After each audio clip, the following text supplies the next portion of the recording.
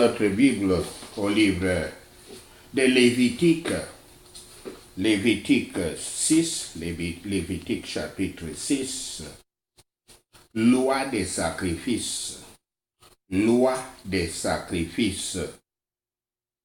Selon le Lévitique, Dieu exigea des sacrifices chaque fois qu'une personne avait trompé une autre en ce qui concerne un dépôt ou un gage, un vol ou une fraude commise, avait menti sur la propriété perdue qui était retrouvée ou avait juré faussement sur une question, comme nous le voyons dans versets 2 et 3. Ce n'était pas une amende imposée par une cour de justice, mais une réparation offerte par les auteurs qui avaient commis l'infraction, mais qui s'étaient alors sentis coupables plus tard lorsqu'ils s'étaient rendus compte de leur culpabilité, comme nous le voyons dans les versets 4 à 5. La repentance par le pécheur et non pas la poursuite par les autorités est la base du sacrifice de culpabilité. Lévitique 6, verset 1 à 7, donc, concernant les offenses envers notre prochain. Un sacrifice pour la rémission était nécessaire dans le cas de la désobéissance aux lois de Yahweh, en particulier celles qui concernent d'autres personnes. Si, par exemple, un Israélite avait trompé son voisin, il avait besoin de faire un sacrifice de culpabilité.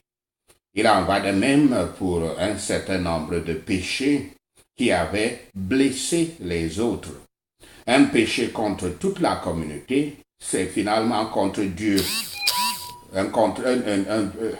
Les pénalités enseignent que la restitution est nécessaire avant le pardon. Bien que tous les cas se rapportent à notre prochain, on l'appelle une intrusion contre le Seigneur.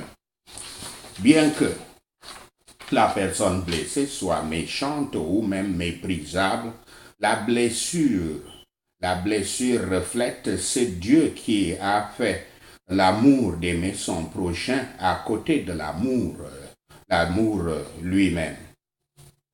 À l'amour de lui-même Dieu. Les lois humaines font une différence quant aux punitions, mais toutes sont en violation de la divine loi. Les fraudes sont souvent accompagnées de mensonges, souvent avec de faux serments. Si le délinquant échappe à la vengeance de Dieu, il doit faire une restitution suffisante selon son pouvoir et y chercher le pardon par la foi dans cette offrande qui enlève le péché du monde. Les offenses ici mentionnées sont encore des offenses contre la loi du Christ, qui insiste autant sur la justice et la vérité que la loi de la nature ou, appelée aussi, loi de Moïse. Lévitique 6, verset 8 à 13, concernant l'Holocauste. Les prêtres sacrifieront les holocaustes chaque matin et soir pour la congrégation d'Israël. Ces versets se concentrent fortement sur la façon de s'assurer que les sacrifices sont complètement consumés en ne permettant pas que le feu disparaisse ou sur la façon de traiter l'élimination des cendres. Verset Lévitique 6, verset 8 jusqu'à 7, verset 38. Cette section du Lévitique s'adresse discrètement à Aaron et à ses fils, au sacerdoce. Elle forme une sorte de manuel de procédure sacerdotale. Les prêtres étaient les gardiens et les protecteurs de la loi, de sorte que ces mots précis et sérieux auraient été écrit, mais pas et non pas transmis par la voix, par la tradition orale. Le sacrifice quotidien d'un agneau est principalement mentionné. Le prêtre doit s'occuper du feu de l'autre, du feu sur l'autel. Le premier feu sur l'autel est venu du ciel, comme nous le verrons dans Lévitique 9, verset 24. En continuant à le maintenir continuellement, tous leurs sacrifices pouvaient être consumés avec le feu du ciel, en signe d'acceptation de Dieu. Ainsi, le feu de nos saintes affections, l'exercice de notre foi et de notre amour, de la prière et de la louange sera sans cesse. Lévitique 6, versets 14 à 23. Concernant les sacrifices de viande, les détails montrent au prêtre comment brûler la partie commémorative du sacrifice de viande ou de grain et ce qu'il faut faire avec les restes. Les prêtres pouvaient manger ce qui restait, mais seulement dans un espace consacré, qu'il était encore une offrande sacrée, et cet espace, c'est le parvis.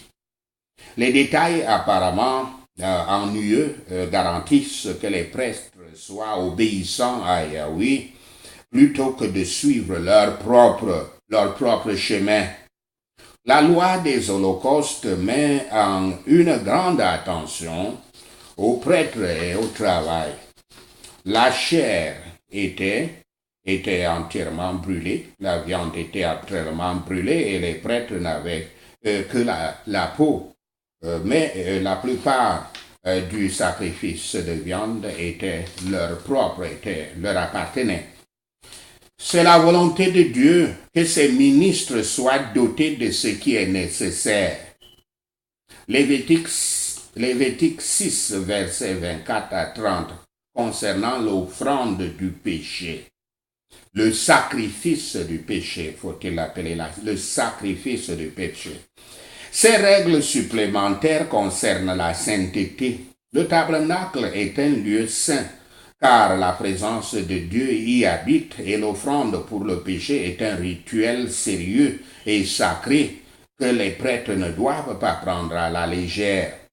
Le sang de l'offrande pour le péché devait être lavé des vêtements sur lesquels il arrivait d'être aspergé, ce qui signifiait le respect que nous devons avoir au sang du Christ, sans jamais le compter comme une chose ordinaire. L'ustensile dans lequel la chair du sacrifice du péché était bouillie devait être brisé s'il était en terre. Même si celui-ci est bien lavé. Cela a montré que la souillure n'a pas été entièrement supprimée du sacrifice, de l'offrande. Mais le sang du Christ purifie soigneusement tout péché. Toutes ces règles énoncent la nature polluante du péché et la suppression de la culpabilité du pécheur au sacrifice. Voyez donc et émerveillez-vous de l'amour du Christ en ce qu'il s'est contenté de faire une offrande pour le péché et afin de nous faire pardonner les péchés et les faiblesses continues. Celui qui n'a connu aucun péché a été fait péché, comme nous le voyons dans 2 Corinthiens 5, verset 21, seulement par le pardon, mais aussi le pouvoir contre le péché, comme cela est dit dans Romains 8, verset 3. Sachez ceci, et le Seigneur Yahweh vous bénira. Amen. Alléluia. Prenons ces points de prière. Prions pour le repentir. Seigneur Yahweh, je prie que tu ne te souviennes pas des péchés de ma jeunesse ni de mes transgressions, Merci Seigneur, au nom de Yahshua le Messie, nous prions. Pense à moi selon ta miséricorde et pour ton amour. Merci Seigneur, au nom de Yahshua le Messie, nous prions. Seigneur Yahweh, je me détourne de tous ces péchés que j'ai commis et je demande ton aide pour laver complètement la mémoire et les pensées de ce péché. Merci Seigneur, au nom de Yahshua le Messie, nous prions. Restaure-moi dans l'obéissance pieuse à ta parole et remplis de nouveau ton Saint-Esprit. Remplis-moi de nouveau de ton Saint-Esprit afin que je garde tes ordres tous les jours de ma vie. Merci Seigneur, au nom de Yahshua le Messie, nous prions. Seigneur Yahshua, je t'invite dans mon cœur aujourd'hui et je demande pardon pour tous mes péchés. Merci Seigneur, au nom de Yahshua le Messie, nous prions. Yahshua, merci de mourir pour mes péchés et de me pardonner par ton sang versé pour moi. Merci Seigneur, au nom de Yahshua le Messie, nous prions. Retire toutes les vieilles choses pécheresses dans mon cœur qui me souillent, surtout les rancunes, surtout l'orgueil, surtout l'ego et de l'arrogance, et remplace-les par les bonnes choses que tu désires développer dans ma vie. Merci Seigneur, au nom de Yahshua le Messie, nous prions. Enlève toutes les pensées pécheresses et toutes les pensées et tendances pécheresses vers le mal et remplis-moi de faim et de soif de la justice. Merci Seigneur, au nom de Yahshua le Messie, nous prions. J'ai besoin de ton aide, Seigneur Yahweh. En venant à cette nouvelle vie en Christ, merci Seigneur, au nom de Yahshua le Messie, je prie. Veuille envoyer ton Saint-Esprit dans ma vie pour m'aider, me guérir, me conduire et me transformer. Au nom de Yahshua le Messie, nous prions. Amen. Merci Seigneur d'avoir entendu notre prière. Merci pour tes réponses à mes prières. Seigneur Yahweh, je te remercie pour ta parole de sagesse, ta parole d'enseignement, ta parole de direction, ta parole d'illumination, ta parole de renforcement spirituel, ta parole de croissance spirituelle, ta parole d'exaltation spirituelle. Seigneur, nous te rendons gloire, nous te louons, nous t'adorons. Au nom de Yahshua le Messie, nous prions. Amen. Hallelujah.